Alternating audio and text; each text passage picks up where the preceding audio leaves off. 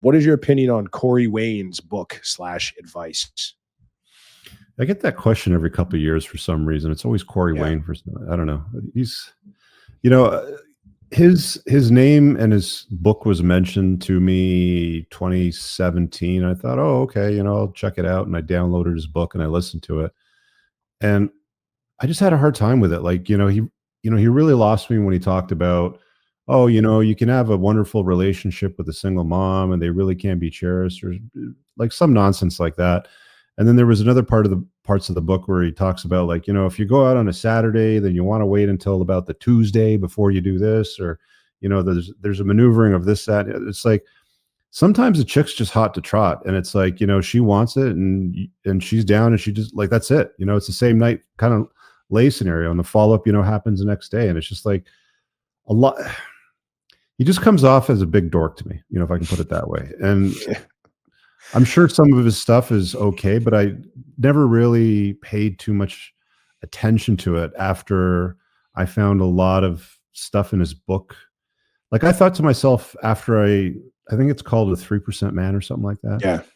And I think I actually, at that time, I was doing book reviews on my YouTube channel, and I did a book review on Anti-Fragile. I did one on Rational Male.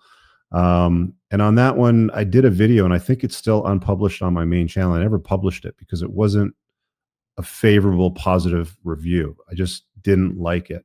And I think what I had concluded was there's some stuff in it that might be useful, but you won't be a 3% man reading this shit. I'm like, at best, you'll probably be like 30%, like top 30%. So, take it with a grain of salt. I don't think his stuff is great.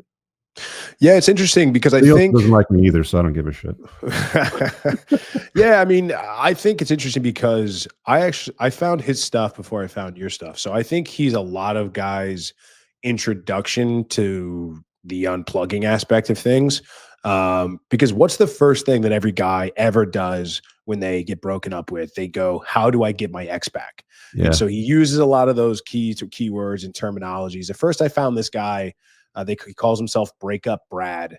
And he had this whole like system that you could buy, and it was like create a fake Facebook and post pictures with like women that you hire and post it so she can see it. And it's just like create this entire fake persona. I was like, what the hell is this guy talking about?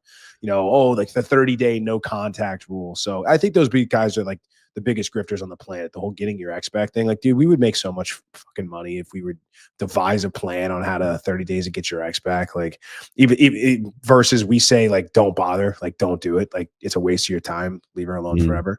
So I think he's a lot of guys' first introduction. And I do think he's got some decent things to say around on being interesting. Don't be boring. Basic rules of texting, basic rules of setting dates.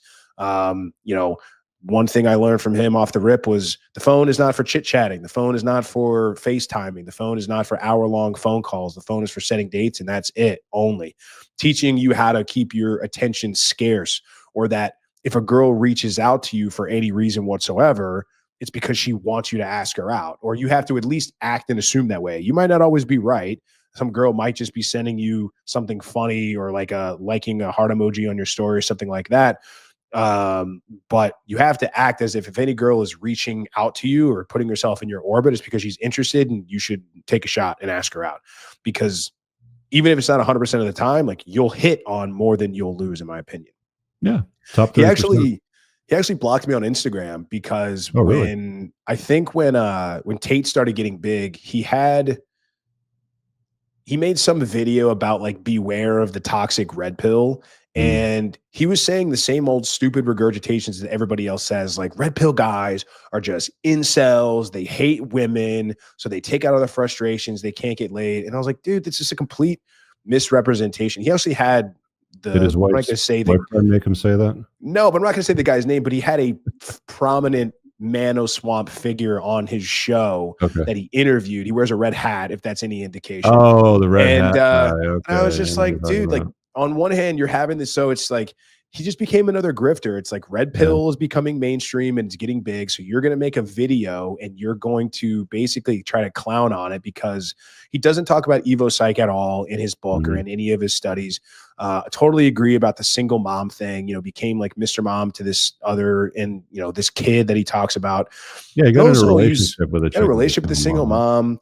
And also he's really lazy about how he wrote that book. Like at least a dozen times, maybe more. He's like, make sure you Google Corey Wayne, get your ex back, and my YouTube videos will pop up. Make sure you Google Corey Wayne, how to set a date, and go watch me on YouTube. It's like, dude, I'm already reading your book. Like, how much self-promotion could you possibly be doing? So he got mad at me when I said that. I was like, dude, this is super disingenuous. You're going to sit here and use this, but you're completely misrepresenting, quote unquote, the red pill. And he just blocked me. And I was like, this guy's fucking so soft, dude. So,